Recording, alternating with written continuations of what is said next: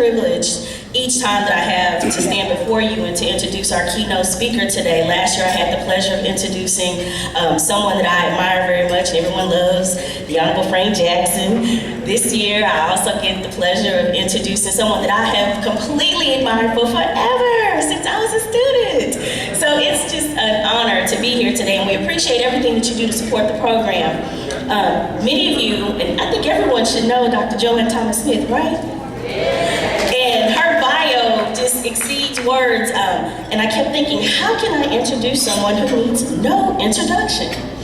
I've been told that I have the gift of gab, but this woman is just absolutely profound, and she's articulate, so I have to be very careful what I say, because I know she's gonna come behind me and she's gonna be spectacular. So as I was talking to her, I thought, what would be a different way to introduce her outside of what you all have in front of you? So I thought about the ABCs of Dr. Thomas Smith. I'm not gonna go through the entire alphabet, however, I'll go through the first couple of letters. So the first thing that comes to mind, I mentioned A, articulate. Any topic, well-versed, and it's going to have absolute, eloquent subject-verb agreement, and she's going to give you everything that you need to know about the topic and some extras. A. B. She is beautiful. Beautiful inside and out. I can remember the first time I saw her on campus when I walked on that campus back in 1992. And I thought, wow, who is this lady? Always well-dressed, and she had an infectious personality. So not only is she beautiful physically, but you can feel her energy, her charisma, her passion, and all these wonderful things came to mind when I saw her the first time when I was a freshman. I thought, oh my gosh, I need to know this lady before I leave, because she is spectacular. And that's fantastic for me to be able to sit next to her in various venues and get to know her over the past several years. So articulate, beautiful. C, compassionate. Anyone who knows her knows that she will go out of her way for anyone. Doesn't matter if you are the president of the university, whom she served many, many years and continues to serve, or if you are a young girl from Worthing High School where she works with students with her Link sisters to help them and prepare them to go on to college. D, dedication. When she says that she's going to do something, it's not gonna be your regular response. It's always gonna be E, exceptional. So with all of these things in mind, those are just a couple of the ABCs of Dr. Joanne Thomas-Smith. And I will conclude with the three letters that I feel most affectionate to, and that's my PVU letters. Each time we get a chance to come with alums, one of the things we introduce is our PVU challenge, and she lives it in its entirety. And our PVU challenge is P, participate. She's always there whenever you need her. V, volunteer. Her list of volunteerism, it's in here. There's nothing that she hasn't done and nothing that she will not be willing to do. And U, she has definitely the spirit of unity, and she has been everything and more to Prairie View A&M University. So here I introduce to you our Provost Emeritus, Dr. Joanne Thomas-Smith.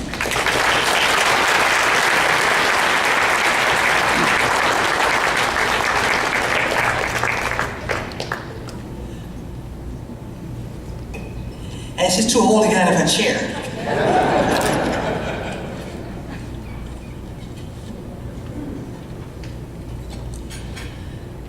Good afternoon.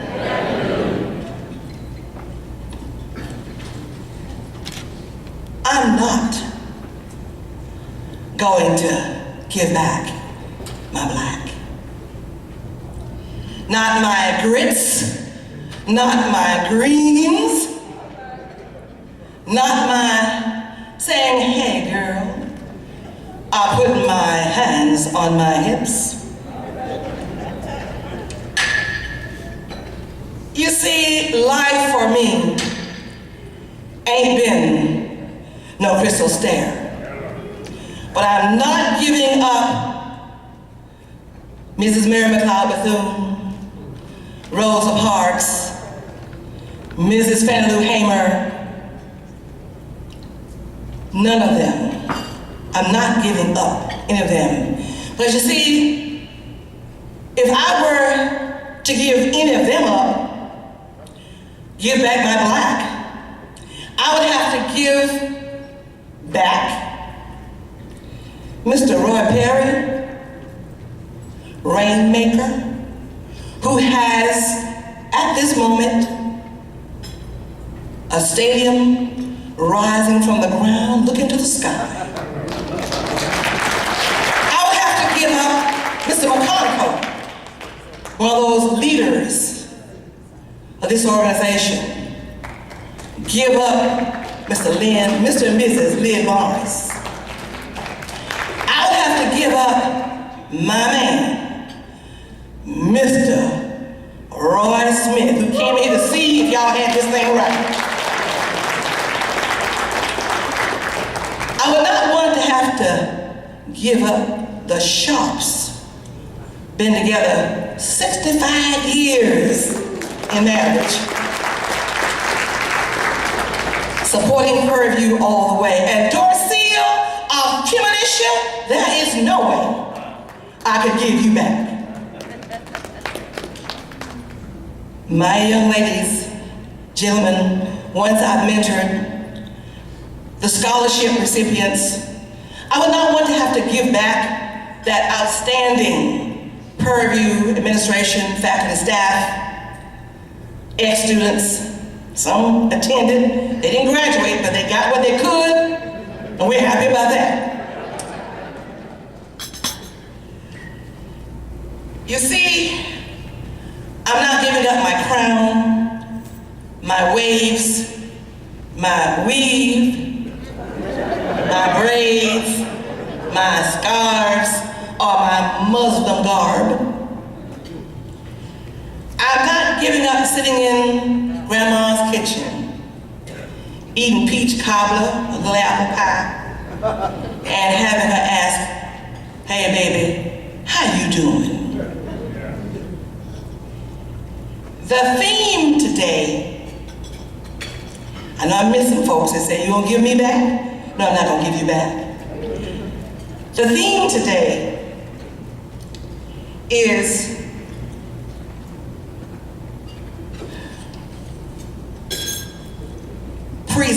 preserving the past for a progressive future. That suggests that you got a past. And when you think about the past, it's not just the good stuff, not just the sweet apples, Dr. Byers. You've got some things in there that don't smell so good, don't look so good, but it's all a part of the tapestry, the fabric of the past. The past is prologue to the future. There's some of you sitting here saying, "I know that stuff for those people you wouldn't give back to Thomas Smith, but I tell you one thing, I sure would love to give back. All those times I got on a bus, came into Houston to do my clinical rotations, hoped I would get back to Purview in time, and I had to go down that 290 road, which was not like it is today, back in the 60s and the 70s and even the 80s, hoping the cafeteria would be open so I could get a bite to eat. It was not too bad about me. Some who said, I surely would not want to give back some of that food we ate that I never did figure out what it was. And those dining halls, and those residence halls, where you had to share the notion of a separate private restroom. And Dr. Byers says everybody has a private restroom now. Nobody ever thought that was even possible. They said, I'd give that back. I was thinking about our Black History Month program when I looked at this theme. The National Black History theme this year is Hallowed Grounds, Sites of African American Memories. The U.S. Park Service has identified 200 remaining such sites. These are treasures. These are honored places because of what happened there and because of the weight they carry and what they mean to the life, the legacy, the culture of a people who did not come here voluntarily. When you think about a place like the docks in South Carolina, places to which the slaves were brought on the ships, you think about points along the Underground Railroad, Harper's Ferry. You think about makeshift college campuses. Prairie View was founded just 11 years after slavery ended. You think about that past. And the question is, what memories are evoked by that? Do you think about the struggles? Do you think about the oppression, the oppression, the repression, the suppression, all of them shuns? Do you then also think about that saying that where there is no test, there is no testimony, because you think about from thence to present what has happened, what changes have taken place.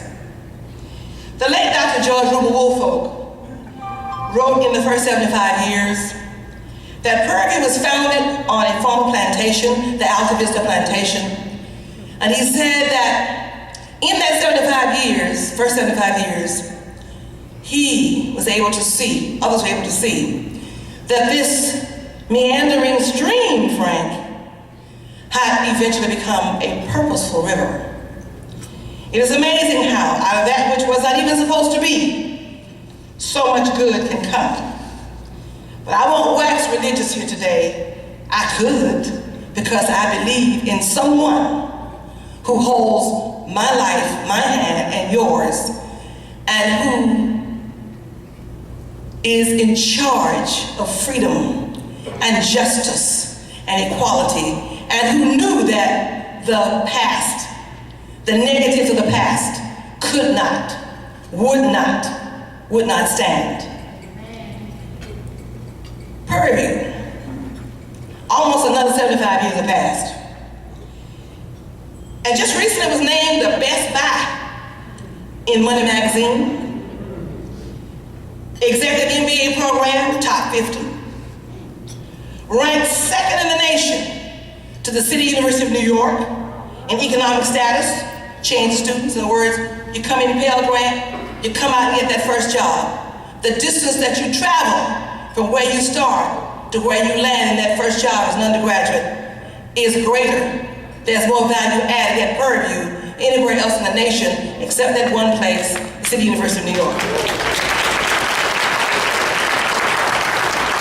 We maintain a placement rate in medical and dental school that exceeds the state's average by about 20%. We rank number one of HBCUs in the average salary earned first year out of college.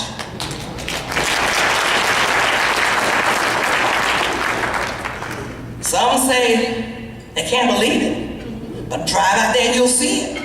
We're the only university in the country, am I correct, Mr. Perry?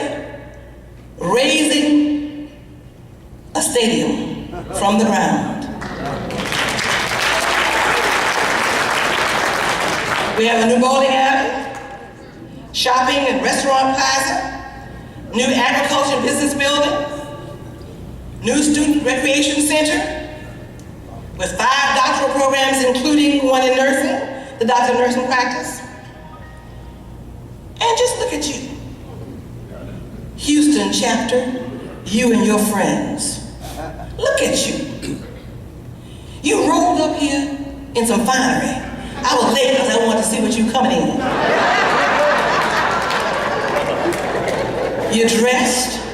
Some of you have even been by. See, my friend, I can't give back my good friend, Miss Alma Allen, the Honorable Alma Allen, and Honorable Al Green, because when I look at what you're driving, and what you're wearing, and where you're living, and I look at how much Prairie View contributed to that, I have to look to these people and others, like Mrs. Delco and others, because Prairie View is a peculiar institution in many ways.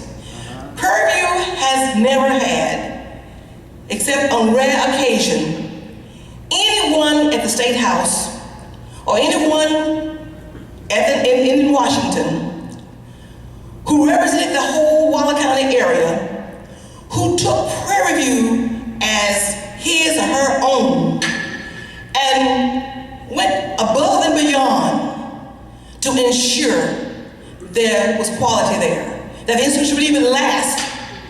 We had to borrow people, you guys, and we've done a good job of that. Go make us some friends. You had the Carnegie course, win friends and influence people. You know about that, Ms. Deidre, how you have to do that. So we had to, were it not for the members of the caucus, and none of the people who are in the caucus in Texas or beyond are from Waller County, but they have been the ones who have been there. They have been the ones there when the challenges came. And the challenges definitely came. Some of you may remember the challenges like, well, we might need to change the name of this place. You remember that? You remember the challenge that said, well, we're going to deny approval of those advanced degrees. They need doctorate degrees out there. They need undergraduate degrees. Some of you remember the voting for the students. They don't need to vote. We're not going to no. They're trying to run things. Some of you remember the plan to sell twice, not once, twice, to sell the property where the clinical division of nursing stands today on Fannin Street in Maine in the medical center. Thank you, Ms. Allen, thank you. A deal to take Prairie View just out of the Northwest corridor. You drive from here and head toward Prairie View, that's the Northwest. You gotta roll right through nice Cypress in those areas, Fairfield, that's where we are. You gotta come through. So we have served that area for many, many years. But somebody decided in a smoke-filled room or some kind of room that they needed to give that to somebody else. Another four-year university, some of you know the name of it, here in Houston, a large one, and just let them come on out and take on over and forget about us. So I want to thank people who stood in the gap, who said, no, not here, it's not going to happen.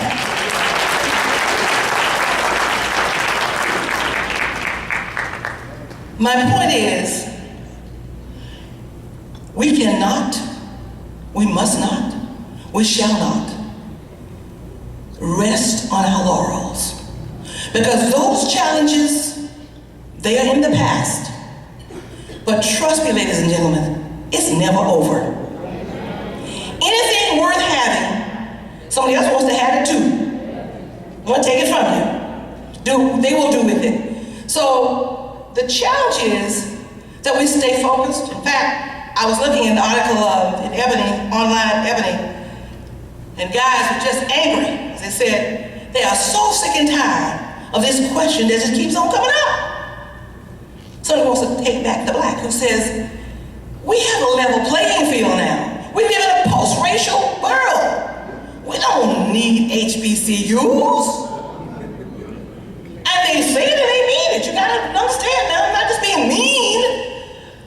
There are people who truly believe that if you eliminate these kinds of institutions, then that's a way of making sure that everything there's equality and there's no racial divide, but we know better. We know that we do not maintain these institutions because of their racial identification, but because of the contributions that they have made and continue to make. I think about once I walked in this room about, maybe 3 years ago, you had Emmanuel Cleaver here. I was on the stage as a guest, I wasn't the speaker, he was the speaker.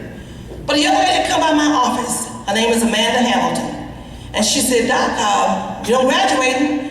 I said, that's good, I'm happy. She was a graduate Barbara Jordan High School, Mr. Byers, and I said, what are you gonna do? She said, I wanna work in Washington. I said, okay, all right. So I said, I'm going to a luncheon Mr. Roy Smith called me and told me I better not miss it. So it's gonna be Saturday. You wanna go with me? She said, yes, ma'am. She met me in Luby's on 1960. We got in the car together. It was raining, some of you remember that. I had to throw those shoes away. It was bad. They weren't good shoes in the first place, but I had to throw them away.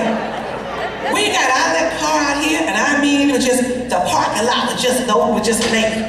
We came in here, I sat up here, and when the thing was over, I begged for her to come from the back, up here to the stage, so she could meet the Prairie View graduate, who was a representative from Kansas City. And she met him, and she told him what she'd like to do, and he said, well, he gave her his card. I thought no more about it. About 2 months later, she came by the office and she said, I wanted to get in that Black Caucus internship program, but I didn't make it. I said, oh, something will come available for you. Another month went by and I get a call from Washington. Guess where I am, Dr. Thomas Smith? Guess where I am? I'm in Washington. Maybe somebody had found out or something and they couldn't come, but they picked me. And just about the last year, she called off one day and she said, Dr. Thomas Smith, look real hard. Look, when you see Obama, when you see Mrs. Obama, look, because I'm gonna be sitting right close up behind her. That is what Prairie View, A University, and HBCUs are about. Making opportunities, connecting people, networking. That is our legacy. That is our legacy. In fact, that's one of the main reasons we provide a quality education. We provide great mentoring. We're like a family. But more than anything, ownership. You own Prairie View A&M University. It's yours. It's yours. Some of you know that I am a graduate of Tuskegee. In fact, it's the only private 1890 institution. But when you get to Tuskegee, it's very clear that you're going to know all about Booker T and George Washington Carver, you don't know anything else. But there's a spirit, and they unabashedly communicate to you early in orientation that this is where you are. This is what we expect. I was looking through the Booker T. Washington Chronicles. In fact, I have the young lady asked me about things in my life that I treasure. And one of the things that my dear link sister, Miss Deidre Fontaine, knows is that I told them at the chapter meeting one day that I am proud of the fact that into this hand was placed my degree by none other than Martin Luther King.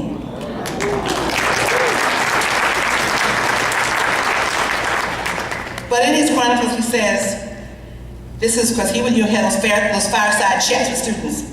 Way back, way I've heard of going to Tuskegee. I didn't meet him, he had passed away many years ago, but it seems appropriate during these closing days of the school year to reemphasize, if possible, that for which the institution stands. We want to have every student get what we have in our egotism, perhaps called the Tuskegee spirit. That is, to get hold of the spirit of the institution, get hold of that for which it stands, and then spread that spirit just as widely as possible and plant it just as deeply as it is possible to plant it. From the last words, a Sunday evening talk, Booker T. Washington. When I came to Prairie View A&M University, another land-grant university, I caught that spirit. That spirit remains there. We were asking in our office, some of you know I'm working with accreditation still and with planning. And starting last homecoming, we were working with the whole process, and Mr. Carl Young, who's the national president, asked the question, and so did others, what is Prairie View? I mean, what is it? What's the brand? You know, the marketing people are doing surveys. What is a brand? And so we came up with the piece that some of you have seen on the tables out there, a question, a single question to alumni and to ex-students. And it was, when I consider my overall experience of attending Prairie View at A&M University, well, you call it Prairie View, a Prairie View, however you want to say it, you have to be Mrs. Roy Smith could say it, Prairie View University, I would describe the following as the most valuable contribution that attending PVMU made to my life. One said, found my husband, the love of my life. Yes. All right. Met my wife, and we have been together for over 60 years.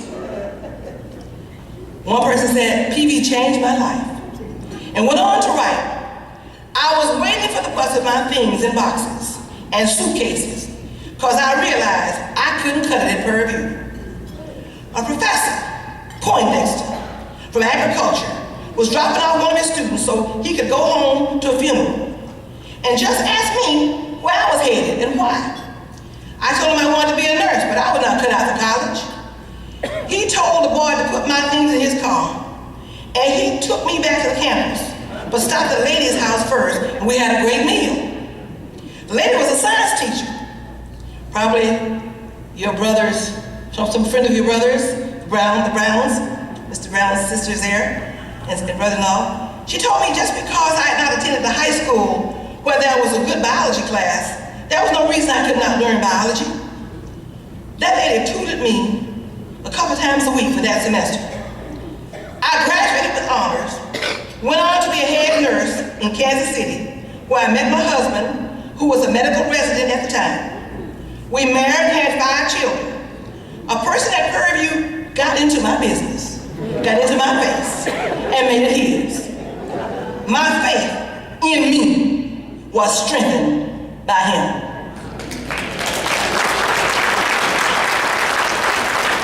I was at a church service last week, and a young man was the child of Prairie View graduates, the Duffus family. Eustace Duffus, he's there in our ag college and research. His wife, Teresa, some of you may know her, is outstanding in Spanish, as a head of Spanish in South Fair School District. Their son is into music, into rap music and Christian rap music. He just come back from Jamaica. While he was there, he heard an expression, and this expression led him to write a rap song. And the expression was one designed to sort of talk about if you love the Lord, you ought to talk him up, you ought to let people know. And it was big him up, big him up. So we have to big Prairie View up, big Prairie View up. Tell the Prairie View story wherever you can. To whomever will listen, if they won't listen, to do something, get their attention. We have to make contributions. Some of you, there's no one in here who is not supporting Prairie View, but you gotta spread that message. We're state assisted, not state supported. I want to congratulate the scholars, those who are recipients of the scholarship today, and those who received the scholarship in the past. Because Prairie View is all about you. As I said about the legacy, about that which is yours. Now you may have a better house, you got a better something than somebody else's, you may think because it's yours. But when you got a legacy, it's kind of like, you have a nice new flooring put in. And you put down this, so wait, why you put that, that's the old rug. We need to go down here, go out there, Provision or wherever, out there in the gallery and get a new rug. No, because that rug, that's the rug on which my great-grandchild took his first steps. That's the rug that still has some stains, coffee stains that can't quite get out. Because I remember when my father started to have Parkinson's and he was not holding his coffee cup well and those spots got on there. That's mine. That's legacy. You see why I'm not taking back my black. Thank you.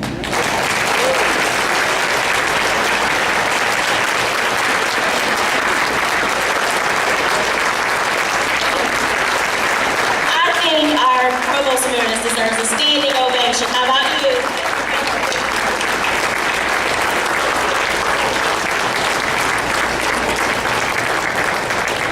On behalf of the Prairie View Enemy Houston Alumni Chapter, our chairperson, Ms. Hatchett, and I, along with our members, we do have a gift for Dr. Joanna Thomas-Smith, and thank you so much, Mr. JD, for getting it for us. It's a surprise. We hope you like it. It's hard to shop for someone who has everything.